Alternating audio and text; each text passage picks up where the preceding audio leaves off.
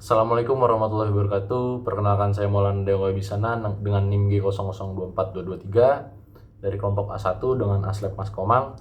Kali ini saya akan menjelaskan tentang laporan anatomi saya di blok 2.2. Yang pertama saya akan menjelaskan tentang tractus respiratorius superior. Yang pertama adalah nasus. Jadi kalau nasus ini tuh dia ada, yang pertama saya akan bahas tentang kartilagonya dulu ya. Yang pertama itu adalah cartilago processus cartilago septinasi, lalu ada cartilago alaris mayor, alaris minor, lalu ada cartilago septinasi. Untuk fungsi dari cartilago ini sendiri adalah untuk memberikan bentuk dan juga fleksibilitas. Lalu saya akan masuk ke rongga hidung atau nasal cavity. Jadi di ruang belakang hidung itu terdapat yang namanya coana. Dia di lubang posterior menghubungkan dengan nasofaring, dipisahkan dari rongga mulut di bawahnya oleh palatum. Terus ada juga nares yang di depan. Lalu selanjutnya adalah septum nasal. Ini dinding pemisah vertikal di tengah.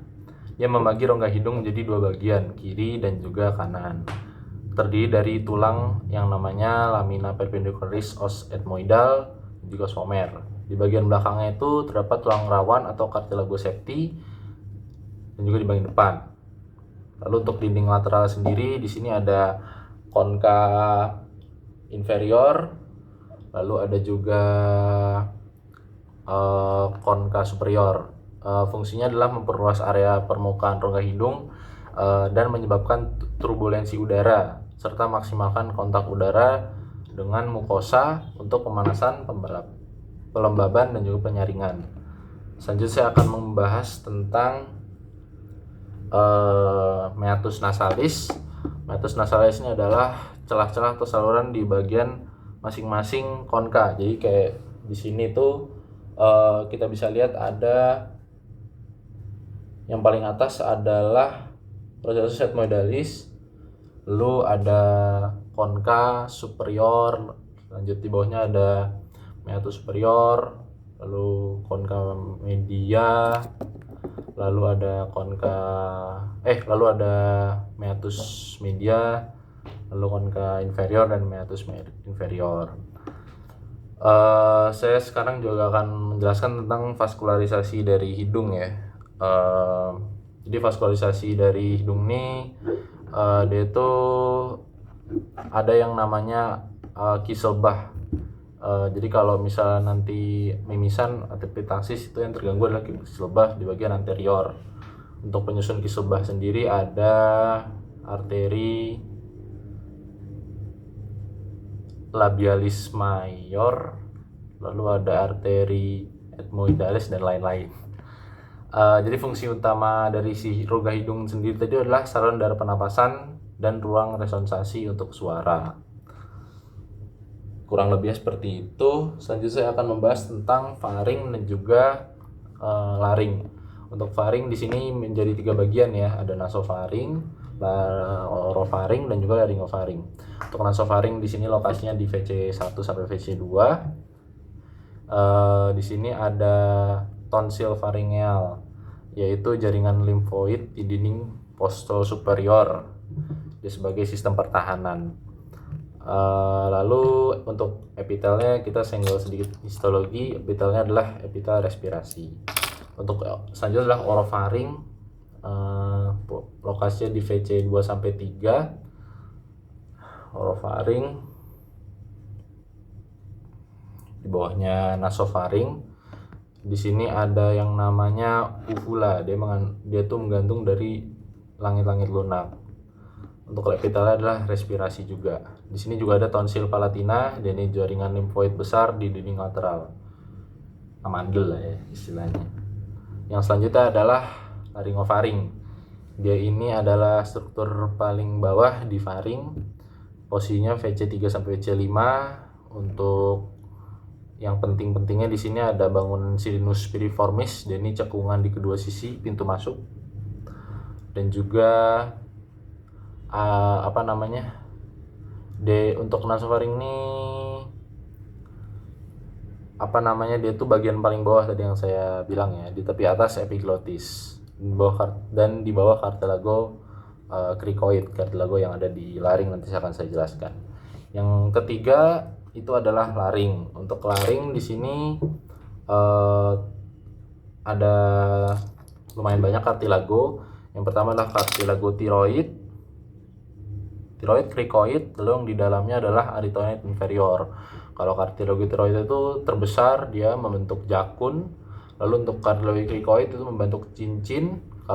Kalau untuk arytenoid inferior itu yang dalamnya, dia itu piramidal bentuknya. Di sini juga ada yang namanya plica vestibularis dan juga plica vocalis. Jadi kalau di sini itu nggak terlalu kelihatan sebenarnya ya. Jadi strukturnya itu ada supraglotis, transglotis, subglotis. Di antara supraglotis dan juga transglotis itu ada plica vestibularis, dan di antara subglotis ya, transglotis dan juga subglotis ada yang namanya plica vocalis. Fungsi utama laring adalah mencegah makanan masuk ke trakea, dan dia juga untuk fonasi ya, memproduksi pita suara sejati seperti itu. Oke, selanjutnya saya akan membahas tentang anatomi dari organ jantung atau cor. Dari jantung ini terletaknya di dalam rongga dada atau toraks, tepatnya di mediastinum medius. Dia itu sekitar 2/3 dari bagian jantung itu berada di sisi garis kiri dari tengah tubuh. Nanti saya akan jelaskan tentang banyak, ada inervasi, vaskularisasi, letak lokasi, dan lain-lain. Yang pertama saya akan membahas tentang lapisan pembungkus jantung, yaitu perikardium. Jadi perikardium ini ada dua. Untuk perikardium ada perikardium fibrosa dan juga perikardium serosa. Untuk perikardium fibrosa di sini lapisan yang luar ya, dia tidak elastis dan terbuat dari jaringan ikat padat. Dia melindungi jantung dan mencegah peradangan berlebih. Lalu untuk yang perikardium serosa, ini lapisan dalam dan tipis, terdiri dari dua bagian, yaitu lapisan parietal dan juga visceral. Kalau parietal itu menempel pada permukaan dalam perikardium fibrosa, sedangkan yang visceral itu menempel langsung pada permukaan luar dinding jantung. Lalu ada cavu pericardii, dan ini merupakan ruangan di perikardium serosa yang dalamnya itu ada cairan liquor pericardii mencegah gesekan. Lalu untuk jantung sendiri di sini saya akan membahas juga tentang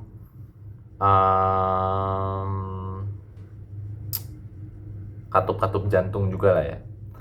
Katup-katup jantung di sini ada katup aorta, pulmo, lalu ada trikuspid dan juga bikuspid.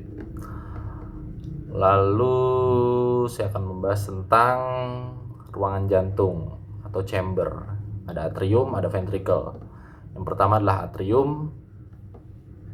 Di sini nggak kelihatan nih. Yang pertama adalah atrium. Untuk atrium sendiri,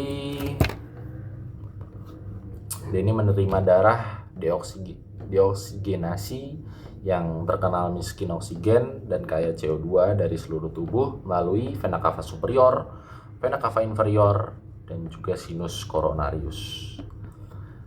Lalu untuk ventricle kanan, dia ini menerima darah deoksigenasi juga dari atrium kanan dan memompa darah deoksigenasi tersebut ke paru-paru melalui arteri pulmonalis. Sedangkan yang kiri, ada atrium kiri dan ventricle kiri. Atrium kiri ini menerima, kalau tadi memompa, ini menerima. Ini menerima daerah oksigenasi yang kaya oksigen dari paru-paru melalui 4 vena pulmonalis.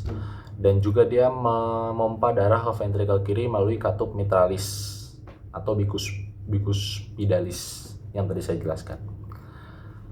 Selanjutnya adalah ventricle kiri atau left ventricle. Dia ini menerima darah dan oksigenasi kayak O2 dari atrium kiri serta memompa darah oksigenasi tersebut ke seluruh tubuh melalui aorta, katup aorta.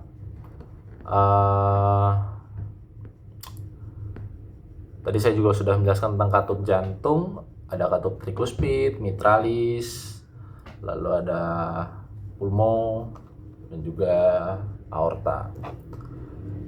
Selanjutnya adalah pembuluh darahnya ya. Jadi vena cava superior dan inferior itu membawa darah deoksigenasi dari tubuh ke atrium kanan, sedangkan arteri pulmonalis itu membawa darah deoksigenasi dari ventrikel kanan ke paru-paru dan bercabang menjadi arteri pulmonalis kanan dan kiri. Lalu saya akan menjelaskan tentang sistem konduksi jantung juga. Yang pertama adalah SA node. Dia ini pacemaker alami jantung dan terletak di dinding atrium kanan dekat muara vena cava superior. Dia ini mencetuskan impuls listrik secara ritmis. Dan ada nodus antroventrikular AV node. Dia ini terletak di dasar septum intratrial. Dia menerima impuls dari SA node dan sedikit menendanya sebelum diteruskan ke ventricle. Lalu ada juga serabut Purkinje. Jangan lupa dia ini menyebarkan impuls juga dengan cepat ke seluruh tubuh. Myocardium ventricle menyebarkan kontraksi ventricle yang terkoordinasi dari apex ke basis. Untuk gambarnya seperti ini. Tadi sudah saya jelaskan inervasi, arterinya juga sudah. Mungkin batas-batas jantung ya. Batas-batas jantung itu di kanan atas itu SIC2 parasternalis dextra, lalu kiri SIC2 parasternalis sinistra, di kanan bawah SIC4 parasternalis dextra, dan di kiri itu SIC5 midclavicularis dextra. Seperti itu. Baik, yang terakhir saya akan menjelaskan tentang anatomi dari tractus respiratorius inferior. Yang pertama adalah trakea. Jadi untuk trakea ini merupakan tabung udara yang terletak di leher dan rongga dada, tetap di mediastinum superior. Dia ini setinggi vertebra C6 dan nanti akan bercabang ya menjadi bronkus primer. Di trakea ini ada bangunan yang penting namanya bifurcatio-trakea. Dia adalah saluran pemisah yang menghubungkan dengan bronkus primer. Dan juga ada yang namanya penonjolan karina, dia sebagai reseptor batuk.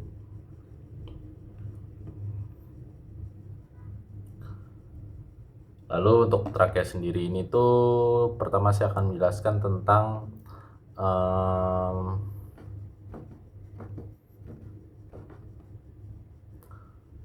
dindingnya dulu ya. Jadi dindingnya trakea ini diperkuat oleh sekitar 16-20 cincin tulang rawan hyaling berbentuk C.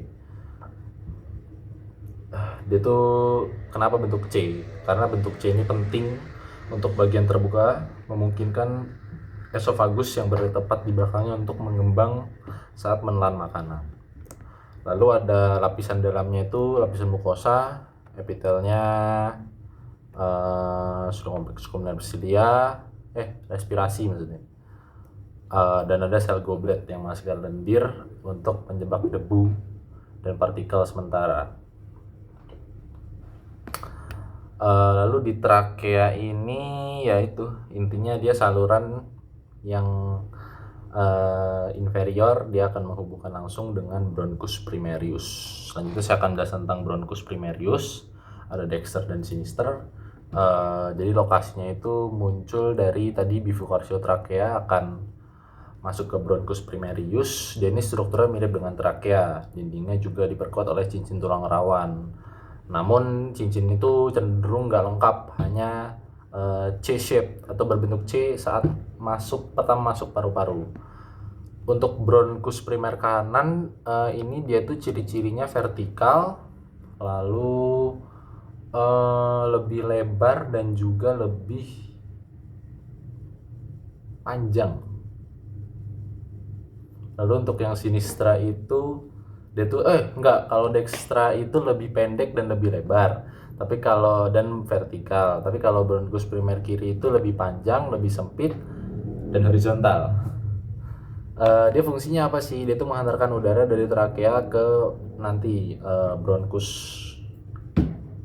segmen selanjutnya, bronkus secundus dan tertius sampai ke alveolar. Lalu saya akan menjelaskan tentang bronkus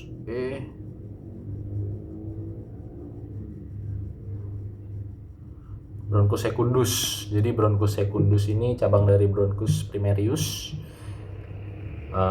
Jadi untuk bronkus secundus ini lebih sempit dari bronkus primer. Dindingnya itu didukung oleh lempengan-lempengan tulang rawan atau cartilage plates. Dia masing-masing diisi oleh epitel pernapasan bersilia.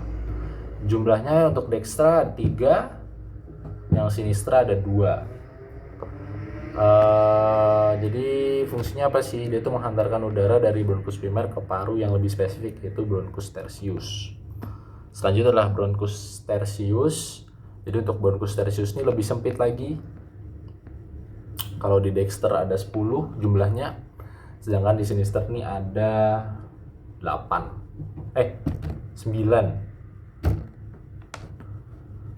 Fungsinya menghantarkan udara dari bronkus sekunder sampai ke segmen bronkopulmonalis yang lebih spesifik. Selanjutnya saya akan menjelaskan tentang pulmo dan juga pleura. Untuk pulmo sendiri itu ada apex, basis, dan basis. Untuk apex dia itu ujung superior yang tumpul itu menonjol sedikit ke atas tulang selangka atau klavikula dan masuk ke dasar leher. Untuk basis yaitu permukaan inferior yang lebar dan cekung serta bersandar pada diafragma otot pernafasan. Lalu saya akan menjelaskan juga tentang lobus dan juga visura. Jadi paru itu dibagi menjadi lobus oleh celah dalam yang disebut juga visura. Dan juga ada yang namanya segmen bronkopulmonalis. Jadi pembagian fungsional lebih kecil di dalam setiap lobus, masing-masing disuplai oleh bronkus tersier dan cabang arteri pulmonalis. Fungsi utamanya apa sih dari pulmo ini?